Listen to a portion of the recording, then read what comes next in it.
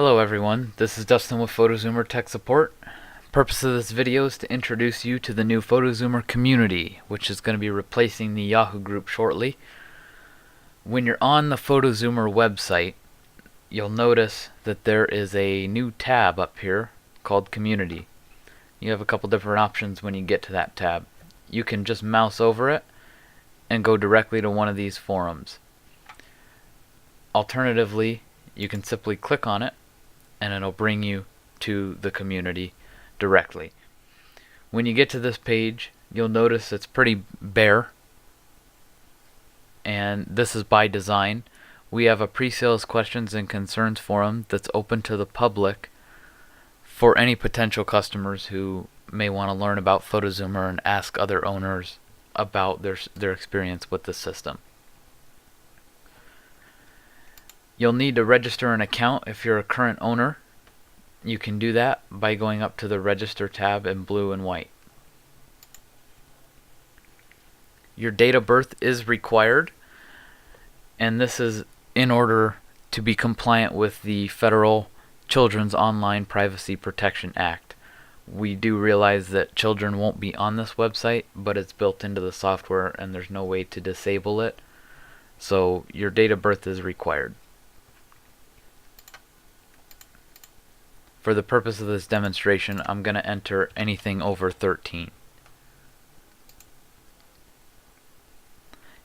Once you enter a valid birth date, you'll be taken to the registration page. Your username is the name by which you would like to log on and be known on the site. What that means is when you make posts, you're identified with this name. You're welcome to use just about anything you want so long as it's appropriate. You may or may not use your first and last name. That's up to you. It could be a privacy concern for you. A lot of people seem to be using their store names.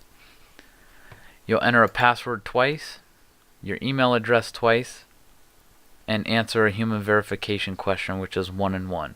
Acceptable answers for this are common spellings of 2, misspellings of 2, and the number 2. This information here is your first and last name and your FotoZoomer ID. Your first and last name and your FotoZoomer ID are required information to request an account on the community. However, they're not visible fields to the public. So the only people that are able to see them are FotoZoomer staff members.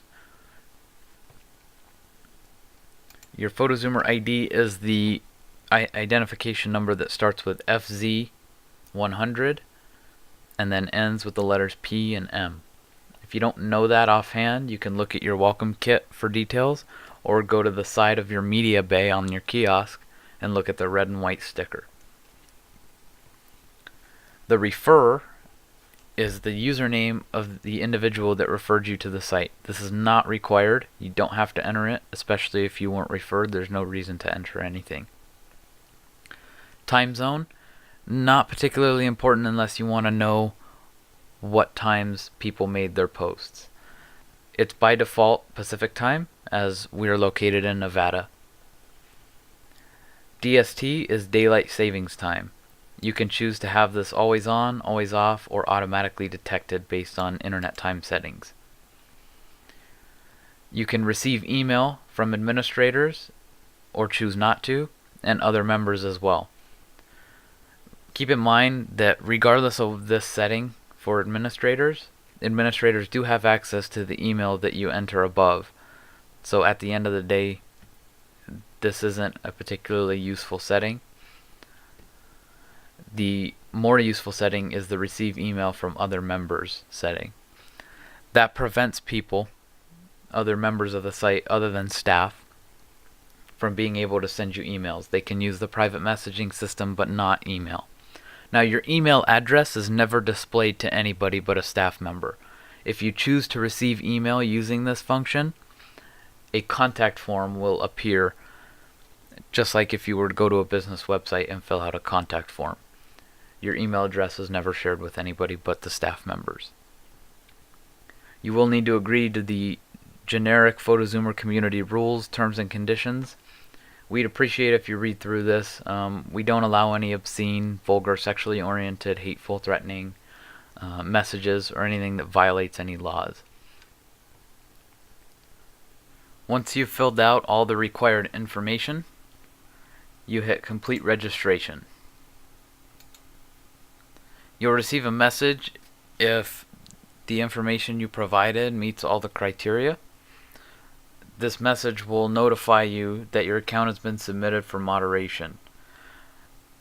What this means is that one of us administrators is required to approve your account before it's entirely active. So you'll be notified by email when this happens.